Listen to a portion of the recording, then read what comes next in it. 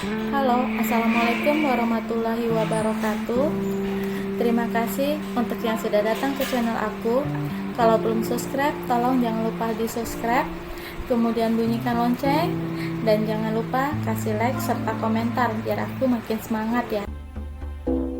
Terjerat Cinta Om-Om, Chapter 102. Curhat. Alisa menatap wajah suaminya ketika mereka sudah berada di dalam kamar. "Habi, Isa udah nggak bisa ngomong apa-apa lagi sekarang," ucapnya. "Katanya nggak bisa ngomong, itu barusan apa?" ucap Atara mencubit hidung istrinya. "Maksud Isa bukan ngomong yang itu, Bi," ucapnya mukul dada suaminya. "Jadi ngomong yang mana?" tanya Atar. "Ngomong kalau Isa sangat senang. Isa benar-benar nggak nyangka Habi bakalan kasih Isa kejutan pesta resepsi yang seperti ini. Kemarin Isa benar-benar nggak pengen buat acara resepsi, Bi. Bila dibuat acara resepsi, Isa pasti sedih ingat mama yang udah nggak ada lagi untuk lihat acara resepsi pesta pernikahan kita. Isa nggak nyangka Habi bakalan buat semuanya," ucap Alisa yang tersenyum memandang suaminya. "Demi istri tercinta, Habi akan lakuin apapun," ucapnya yang mencium bibir istrinya. Alisa tersenyum dan memeluk suaminya. "Bi, Isa buka baju dulu," ucapnya. "Dibantuin ya," ucap Atara sedikit tersenyum. Alisa menganggukkan kepalanya tanpa menolak sedikit pun bantuan yang diberikan oleh suaminya. Atta menurunkan resleting baju istrinya. Pria itu menjatuhkan gaun yang dipakai oleh istrinya ke lantai. "Sekarang gantian, Isa yang bukain baju Habi," ucapnya yang tersenyum tipis memandang istrinya. Alisa menganggukkan kepalanya. "Isa duduk di sini ya," ucap Alisa yang menunjuk pangkuan suaminya. "Iya boleh," jawab Atta. Alisa membukakan dasi yang melingkar di leher suaminya. Alisa membuka kancing jas dan kemudian menjatuhkannya di lantai.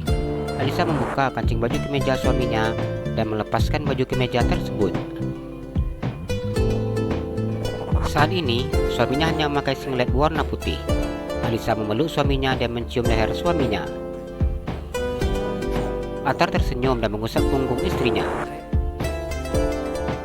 "Kenapa sekarang suka cium-cium leher Habi?" ucapnya. "Enggak tahu, Isa suka aja, soalnya wangi," ucap Alisa. Atar hanya tersenyum ketika istrinya mencium lehernya. Bila sudah seperti ini, pria itu hanya diam dan menunggu sampai istrinya benar-benar puas memeluk dan mencium lehernya. "Sayang, Habi baring ya. Pinggang pegal nih sejak tadi duduk sambil mangku lagi," ucapnya. "Sayang," ucap Atar yang kembali memanggil istrinya. Atar tersenyum ketika menyadari ternyata istrinya sedang tertidur sambil memeluknya. Atar merebahkan tubuh istrinya di atas tempat tidur. Setelah buka-bukaan baju, bukan ngajak main, malah langsung tidur, ucapnya mencium bibir istrinya. Atar tersenyum memandang istrinya. "Pekerjaan istri Habi sekarang tidur terus," ucapnya sambil mengusap kepala istrinya dan mencium bibir istrinya. Atar menarik selimut hingga menutupi bagian tubuh istrinya, kemudian mengganti pakaiannya dan berbaring di sebelah istrinya. Zaki duduk di tepi pantai. Udara malam di tepi pantai terasa begitu sangat dingin, namun sudah tidak dirasakan oleh tubuhnya. Zaki hanya duduk memandang ke pantai. Ia hanya menatap hampa, memandang ombak yang berkejaran semakin ke tepi. Zaki mengusap air matanya yang tanpa terasa menetes begitu saja.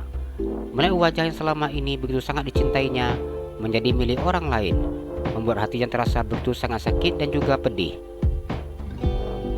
Namun, Zaki tidak bisa menyembunyikan kenyataan bahwa wanita itu begitu sangat bahagia dengan pendamping hidupnya. "Abang berharap dia benar-benar bisa bahagiakan Isa," ucap Zaki. "Apa Isa memang benar-benar enggak tahu kalau selama ini abang cinta Isa? Abang sayang Isa?" Abang benar-benar tulus cinta sama Isa. Abang selalu mengatakan tidak akan pernah menuntut apapun agar Isa membalas cinta abang. Namun ternyata abang melihat Isa menikah dengan pria lain, membuat hati abang begitu terasa sakit, ucapnya yang mengusap air matanya. Begitu banyak yang diucapkannya. Zaki kemudian diam setelah puas mengungkapkan apa yang saat ini ada di dalam hatinya. Pria itu tidak menyadari bahwa sejak tadi sudah ada seseorang yang duduk di sebelahnya.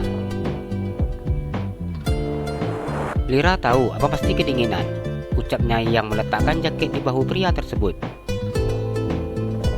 Zaki dia memandang Lira.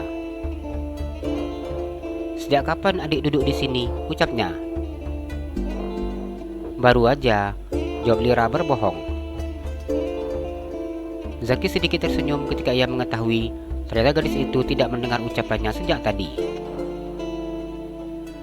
Di sini dingin bang, tapi abang kenapa betah duduk di sini sendirian? Ucap Lira yang memandangnya. Suasana seperti ini begitu sangat sulit untuk didapatkan. Jadi gitu ketemu suasana seperti ini, abang jadi betah duduk di sini, ucapnya. Lira menganggukkan kepalanya saat mendengar ucapan pria tersebut. Cowok yang tadi adik kenal, tanya Zaki memandang Lira. Lira tersenyum dan menggelengkan kepalanya. Orang itu cuma nanya Lira dari mana, ucapnya. Zaki menganggukkan kepalanya ketika mendengar jawaban dari gadis tersebut.